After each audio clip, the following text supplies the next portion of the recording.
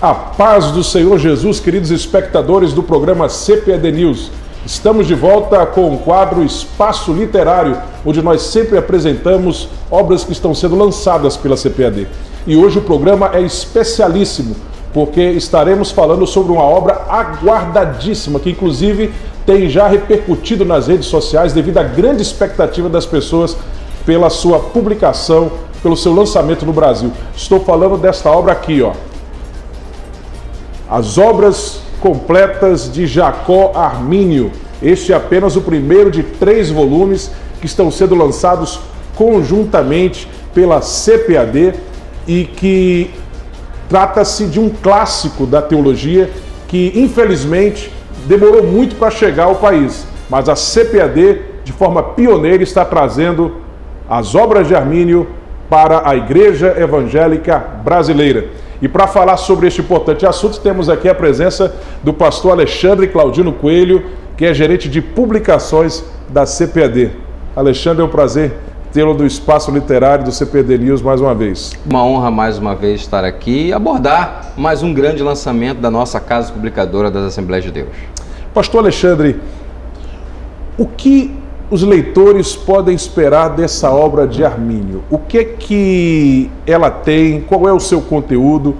Eu faço essa pergunta inicialmente porque geralmente quando as pessoas pensam as obras de Armínio, imaginam que é uma obra apenas de compêndios teológicos, mas ela não tem só textos que são pequenos tratados teológicos, elas também traz outro tipo de material produzido por Armínio e que também é interessantíssimo porque ali ele até investiga determinados pontos com mais profundidade sobre os temas tratados. Eu gostaria que você falasse sobre o conteúdo dessa obra e como é importante para os leitores. Sim, pastor Silas, a importância de Armínio para o público brasileiro, ela se refere ao fato de que a maior parte do público evangélico pentecostal brasileiro é de tradição teológica arminiano-wesleyana.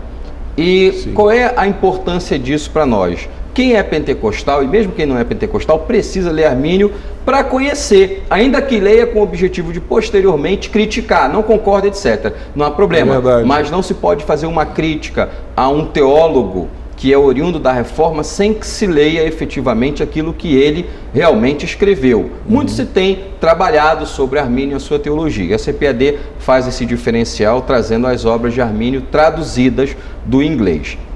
Essa é uma obra composta de 3 volumes em que ele traz discursos proferidos nas suas aulas nas universidades, eventualmente alguns sermões e principalmente cartas especificamente pessoais que ele trocou com algumas pessoas que o questionaram em alguns posicionamentos no tocante à sua visão de contrariedade a alguns pontos calvinistas, e a gente percebe nos discursos de Calvino algumas características suas. Primeiro, a capacidade que Armínio tinha de estar aberto à crítica, não é? Ou seja, o texto nos dá a entender, olhando de uma forma mais distante, que ele estava sempre pesquisando.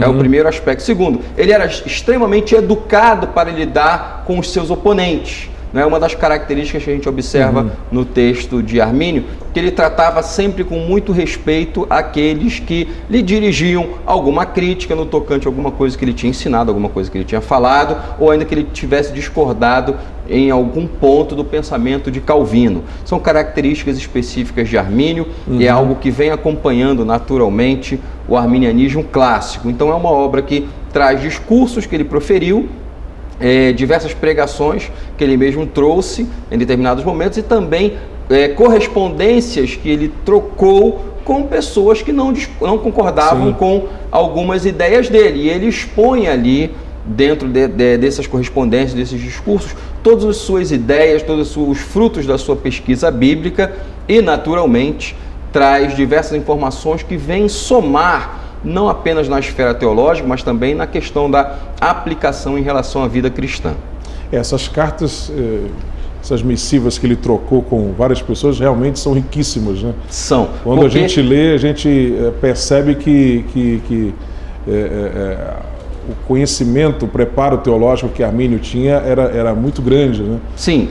A gente vê ali nos seus escritos como ele, e de forma educada, elegante, né, tratava dos temas com os quais ele divergia, ou dos quais ele divergia dos calvinistas de sua época. Sim, esse é um ponto muito interessante na forma de trabalhar de Armínio, porque por ser uma pessoa muito respeitosa, não é, ele sempre percebeu no outro, ainda que não concordasse com ele, uma pessoa que estava também na busca pelo conhecimento.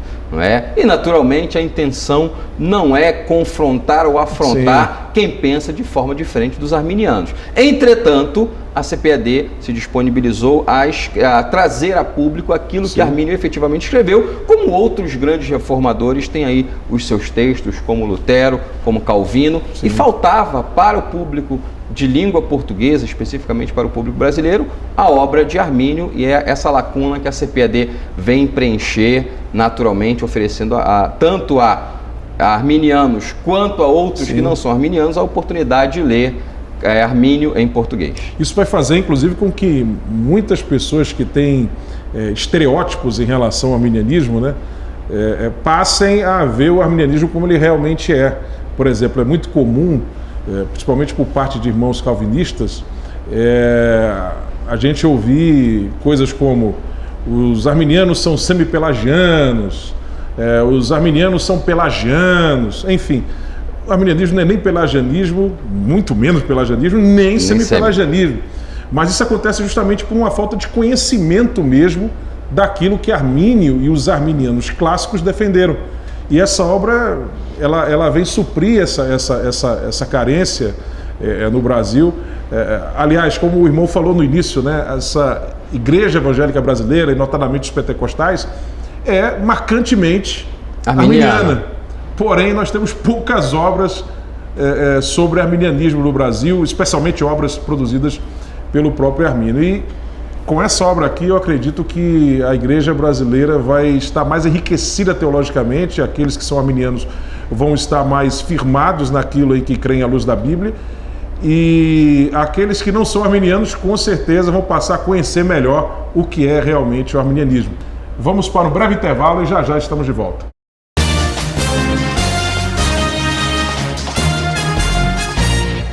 A CPAD convida a todos para a 23ª Conferência de Escola Dominical em João Pessoa, Paraíba. Plenárias, seminários e workshops de 17 a 20 de setembro na Assembleia de Deus, Avenida Coelho, Lisboa, 553, Jaguaribe, com a presença de Cláudio Honor de Andrade, Alexandre Coelho, Elianai Cabral, César Moisés e tantos outros. Inscrições e informações no site editoracpad.com.br/eventos. 23ª Conferência de Escola Dominical em João Pessoa, uma realização CPAD. Parece que a cada dia que passa os índios gostam menos da gente. As barreiras eram grandes. Eu sou médica, eu vim lá da cidade. Um trabalho difícil. Porque nós somos soldados especiais. Aprendia todos os dias das coisas de Deus. Mas o desejo por missões era mais forte. Em nome de Jesus, nós te clamamos agora. Dos mesmos produtores de Renúncia, Renascer, o filme. Um despertar para o chamado missionário. Oh, Senhor, obrigado. Uma viagem pela dura vida dos que anunciam o Evangelho. Renascer, o filme.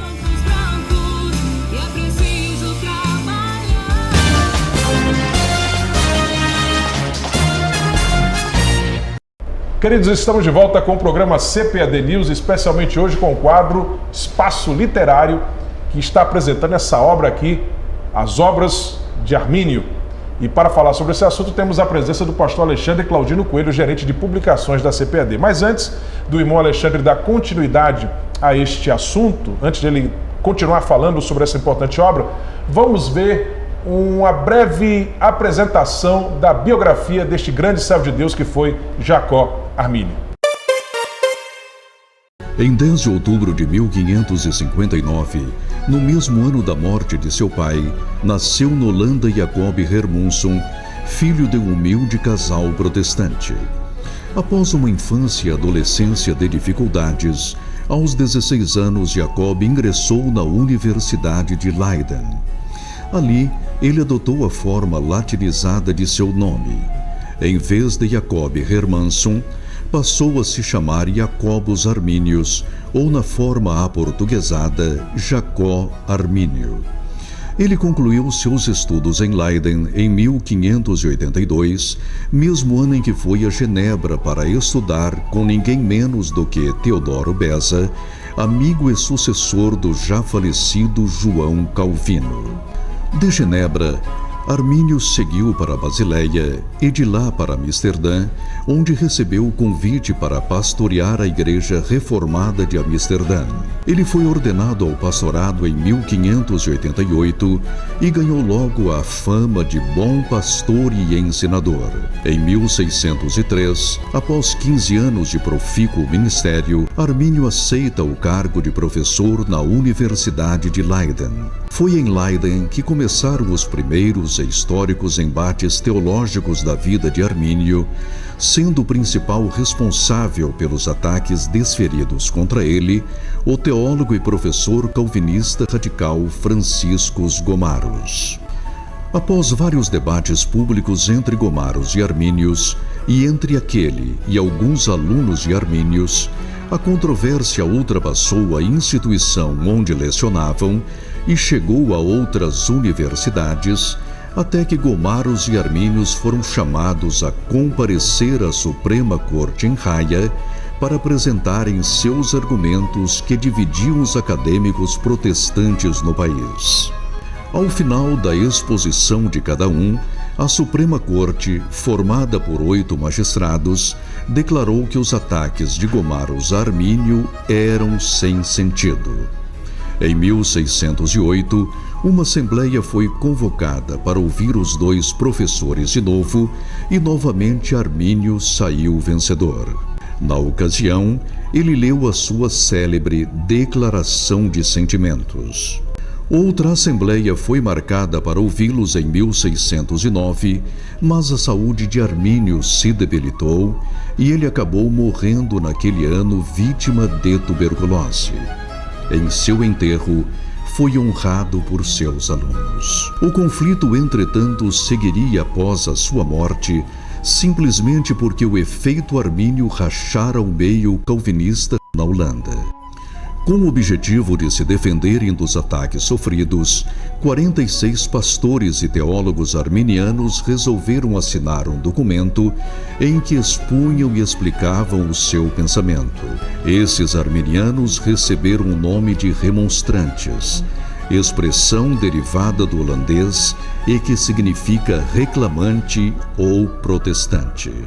O documento em defesa do arminianismo continha 5 pontos e foi elaborado em janeiro de 1610. A repercussão do conteúdo foi, em um primeiro momento, muito positiva diante das autoridades holandesas para a indignação dos anti-arminianos. O governo holandês entendera que as diferenças doutrinárias entre calvinistas e arminianos não eram irreconciliáveis ou intoleráveis. Mas pouco tempo depois, essa visão mudaria devido à mudança do contexto político nas Terras Baixas. E essa mudança levou a um julgamento viciado, conhecido como Sínodo de Dort, que condenou os remonstrantes. Pouco tempo depois, porém, a condenação foi suspensa e os arminianos puderam voltar para a Holanda, de onde haviam sido banidos. Depois disso, o arminianismo só cresceu, tornando-se majoritário na Inglaterra do século XVIII e após o movimento metodista e o moderno movimento pentecostal, tornou-se a principal corrente protestante do mundo nos séculos seguintes.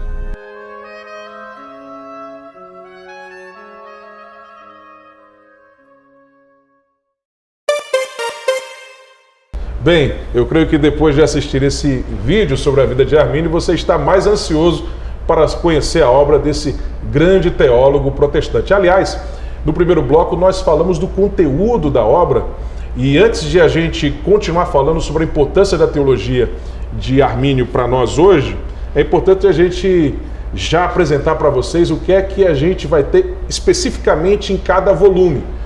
A obra está sendo oferecida em 3 volumes, né? A obra completa é formada por 3 volumes que estão sendo oferecidos nessa caixinha aí especial, coleção As Obras de Armínio. O que é que nós temos aqui no volume 1? Os volumes 2 e 3 estão aí na mão do pastor Alexandre, mas deixa eu já falar aqui sobre o volume 1. No volume 1 nós vamos ter aqui orações, que são discursos de Armínio, né? Nós temos declaração de sentimentos, a famosa declaração de sentimentos dele, né? Depois de ele falar sobre a sua posição, juntamente com Francisco Gomaros, a Assembleia de Ministros na Holanda, que estavam tratando sobre essas divergências teológicas. Temos aqui a apologia contra 31 artigos difamatórios. Vamos ter também 25 debates públicos, num total aqui de quase 600 páginas. O que é que a gente tem no volume 2, pastor Alexandre? No volume 2 nós temos 79 debates privados e no volume 3 nós temos correspondências de Armínio explicando seus posicionamentos a algumas pessoas que estavam questionando aquilo que ele estava falando. Uma média de 500 páginas para cada um desses volume. Inclusive, nesse último volume, ele tem uma troca de correspondências maravilhosa com Francis Júnior, se não me engano, é esse o nome dele? Isso mesmo. Um calvinista. São mais de 50 cartas entre eles e a obra termina, o volume 3 termina com um exame dele da obra de William Perkins, que, para quem não conhece, foi quem apresentou o calvinismo para os cristãos da Inglaterra, né? Ele foi quem, na verdade, esposou o calvinismo assim de forma mais precisa pela primeira vez na Inglaterra, de maneira que muitos ingleses aprenderam o calvinismo no século XVI, não diretamente por Calvino, mas através das obras de William Perkins. Mas como nós estamos dizendo, pastor Alexandre, para a pessoa que estuda teologia hoje, qual a importância de conhecer a obra de Armínio, de ter essa obra, de conhecer essa obra? Pastor Silas, a importância de quem estuda teologia ter essa obra de Armínio, ela é não apenas histórica, mas também teológica. Primeiro, porque nós, independente da nossa classificação, arminiano, calvinista, luterano ou qualquer outro ramo, somos oriundos todos da Reforma Protestante, o mesmo tronco, para início de conversa. Então, é interessante que o estudante de teologia, ele tenha pelo menos essa obra, no mínimo, para demonstrar o seu interesse na esfera da história, porque em 2017 nós vamos ter aí 500 anos de Reforma Protestante. Perfeito. E é interessante que o estudante de teologia, não só o estudante de teologia, mas também o pastor, o professor de escola dominical ou qualquer outra pessoa, pregadores, aqueles que ministram em seminários e tantas outras atividades congêneres, precisam no mínimo ter por hábito procurar o que aconteceu na história da igreja.